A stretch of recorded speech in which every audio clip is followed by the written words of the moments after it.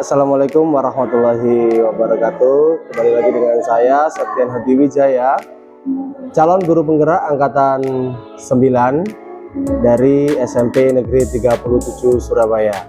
Saat ini saya bersama dengan rekan saya Febrian Alif Ramadan. Ya, beliau adalah rekan saya guru PJOK.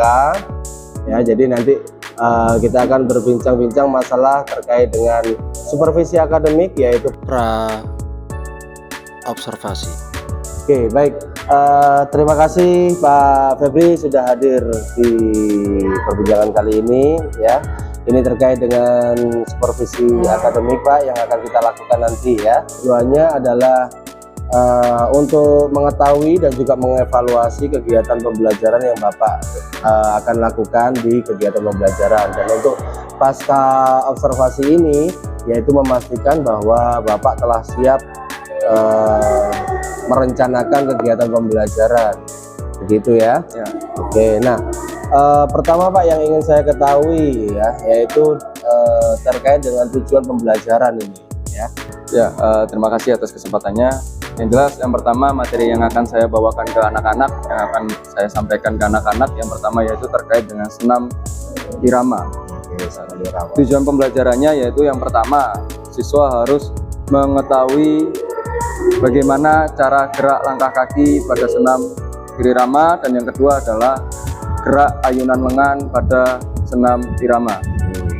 Terus yang kedua, mereka juga harus mempraktekkan gerak langkah kaki berirama, dan yang kedua adalah gerak ayunan lengan pada senam irama. Oke, baik. Jadi tujuannya yang saya catat ada dua Pak ya. Ya. Di materi yang pertama yaitu materi senam irama. Tujuan yang pertama yaitu peserta didik dapat memahami ya teknik dasar ya, langkah kaki dan juga ayunan lengan dalam senam irama. Yang kedua yaitu mempraktikkan teknik dasar dan juga ayunan lengan ataupun langkah kaki. Nah, untuk area pengembangan sendiri ini Pak yang ingin dicapai, ini apa ke dalam ranah apa Pak untuk? Kalau untuk area pengembangannya sendiri kita memakai dua. Yang pertama yaitu terkait pengetahuan anak-anak, di mana mereka harus mencari tahu bagaimana cara atau teknik dasar pada senam irama. Pada topiknya yaitu gerak langkah kaki dan juga ayunan lengan. Dan yang kedua adalah keterampilan mereka dengan cara mempraktekkan gerak langkah kaki dan ayunan lengan pada senam irama. Oke, baik. Nah, di dalam area pengembangan yang saya catat ya Pak ya, ini ada dua juga ya, yaitu ranah pengetahuan dan juga keterampilan seperti itu ya. Oke, baik. Nah, untuk pertanyaan yang ketiga ini Pak, rancangan pembelajaran ya terkait mungkin dengan strategi pembelajaran atau metode ya dan juga model. Nah, ini seperti apa? Yang pertama jelas kita menggunakan strategi pembelajaran yang diferensiasi atau adanya perbedaan. Yang kedua yaitu berdasarkan minat dan bakatnya anak-anak. Lalu kita bagi menjadi kelompok yang nantinya akan disitu dimasuki metode diskusi kelompok.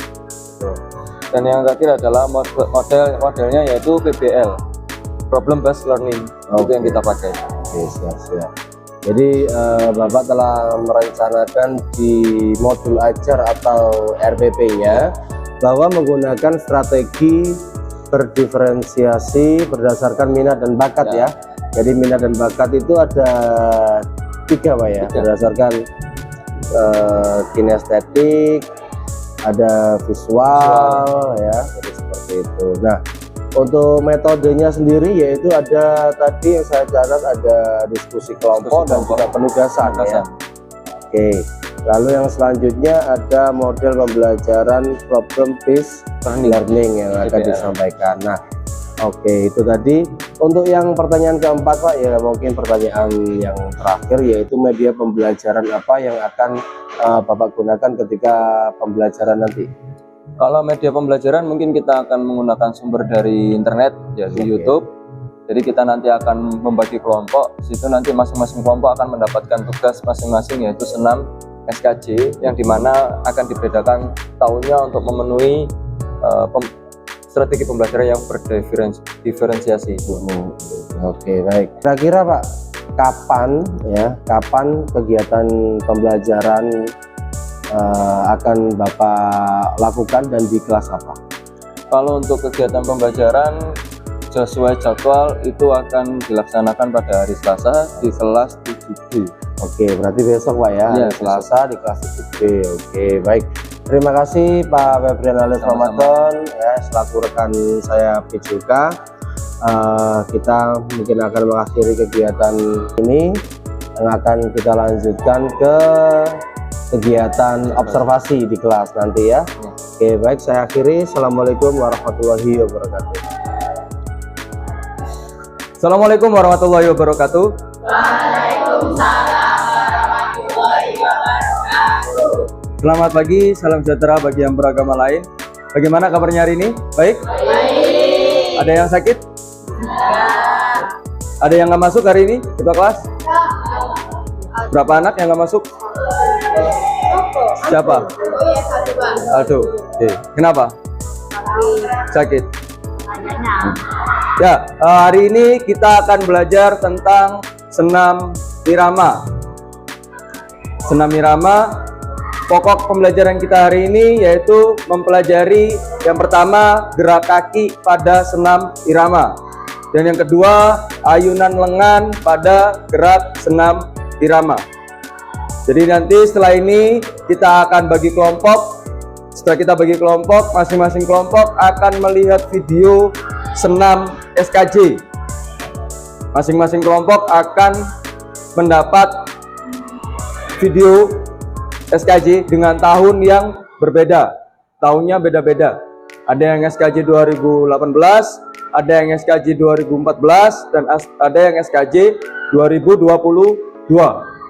Tugas kalian hari ini yaitu menonton video, menghafalkan gerakannya, lalu selanjutnya yaitu mempraktekkan gerak senam SKJ tanpa menonton video.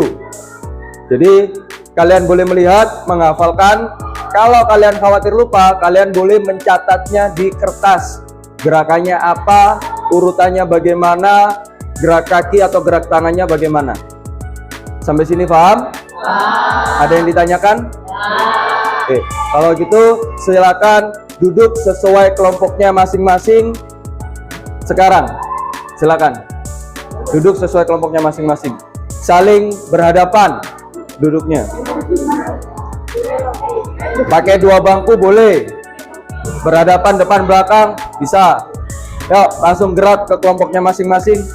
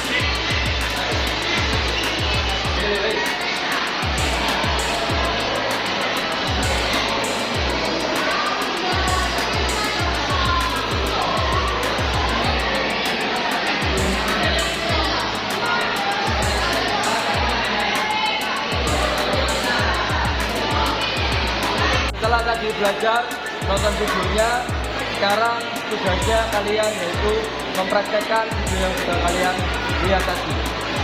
Oke, yuk mulai.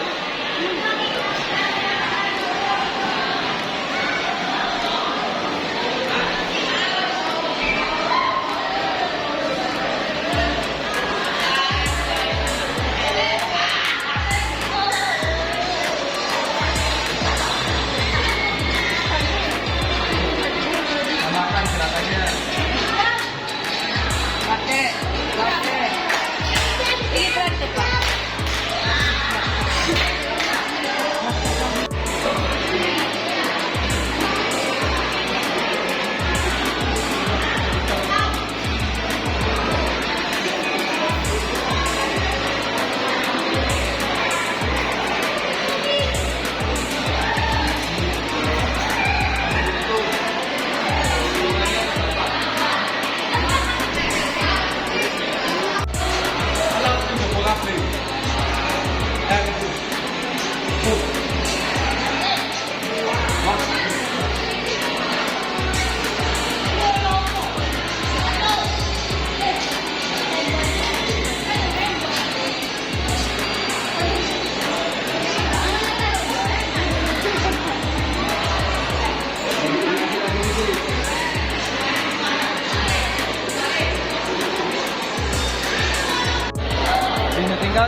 gerakannya dipelajari lagi di rumah, dihafalkan. Minggu depan kita praktek yang sama materinya. Tapi tidak mungkin kalian sudah hafal gerakannya, sehingga ngawang-ngawang lagi. Terus yang terakhir, sebisa mungkin gerakannya sama. Satu kanan, satu bawah, dulu. Jadi jangan satu ke kanan, satu ke kiri. Evaluasi hari ini itu belajar lagi, dihafalkan lagi gerakannya. Minggu depan kita praktek lagi materi senam bersama. Sekian teman hari ini. Assalamualaikum warahmatullahi wabarakatuh.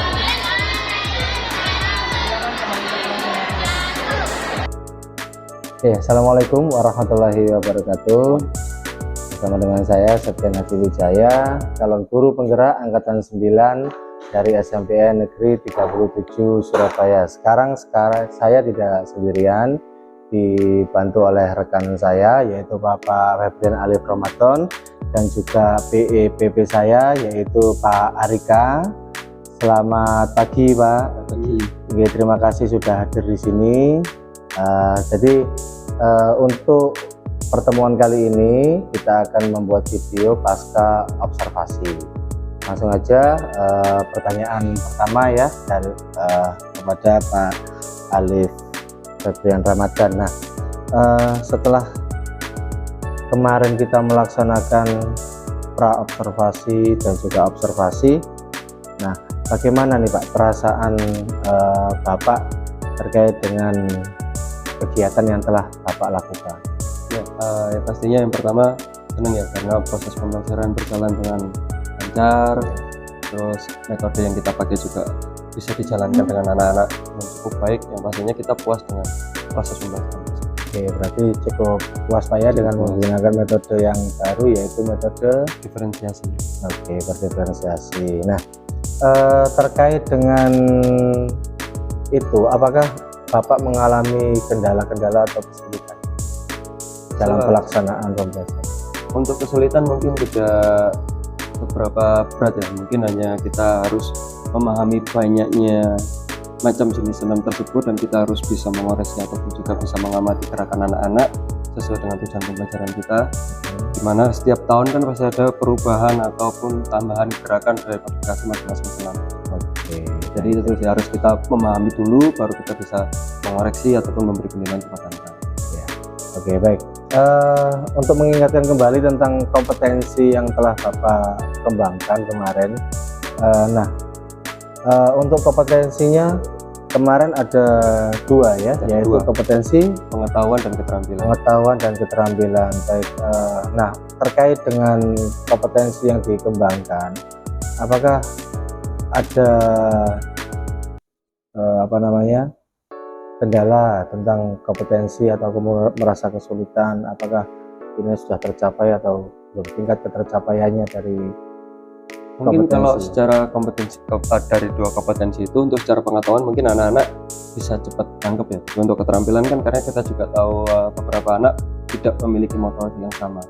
Jadi dalam mereka mempraktekkan gerakan itu tidak semuanya bisa melakukan dengan baik dan benar.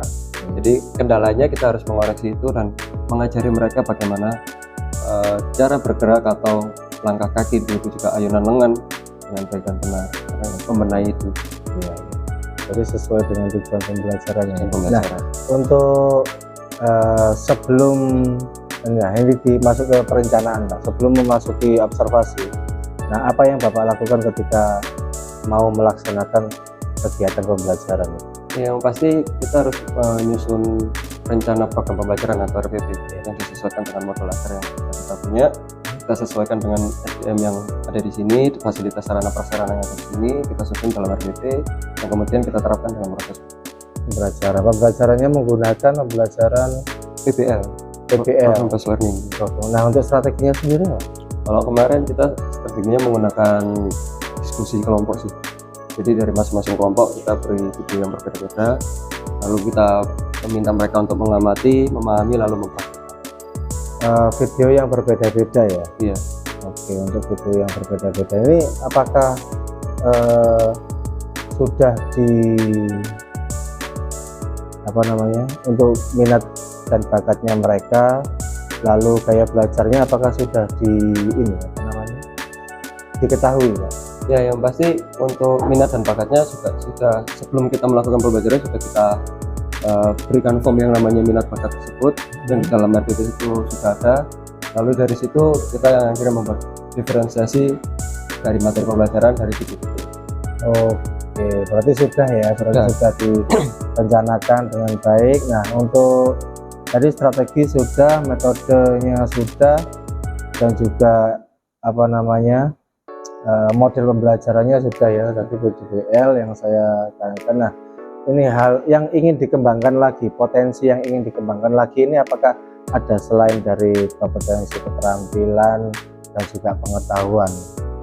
Apakah ada kompetensi yang ingin ditingkatkan lagi selain itu? Ya mungkin sementara akan dimatangkan di situ dulu sih, karena kalau kita kembangkan lagi kita juga harus melihat situasi dan kondisi juga, dimana kita juga keterbatasan waktu. Jadi mungkin kita sementara hanya di situ dulu sambil nanti dilihat progresnya. Kalau memang dari dua kompetensi ini mereka berkembang dengan cukup cepat dan mereka memahaminya dengan cukup baik, kita akan bisa. Oh, berarti seperti itu ya. Jadi melihat dulu hasilnya anak-anak apakah tujuan pembelajarannya ini tercapai atau ya, belum, sesuai dengan minat dan bakatnya tadi. Kalau misalnya sudah perkembangannya cepat maka bisa ditambahkan lagi. Oke, jadi seperti itu. Nah, untuk rencana tindak lanjut Pak, untuk yang apa namanya rencana tindak lanjut setelah melaksanakan observasi ini, Bapak kan sudah tahu untuk apa namanya ketika anak-anak diberikan pembelajaran diferensiasi dengan pendekatan KSE ya. Nah, ini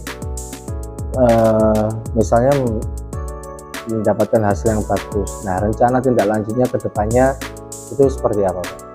Tindak lanjutnya mungkin kedepannya mungkin nanti kita akan membuat video anak-anak akan kita buatkan video yang nantinya bisa diupload untuk di sosial media sekolah, menunjukkan bahwa perkembangan anak didik kita cukup bagus, mereka bisa memahami tujuan pembelajaran dalam hal ini adalah senam, yang dimana itu bisa diupload di sosial media sekolah, mungkin bisa jadi contoh untuk sekolah-sekolah lain terkait pembelajaran tersebut.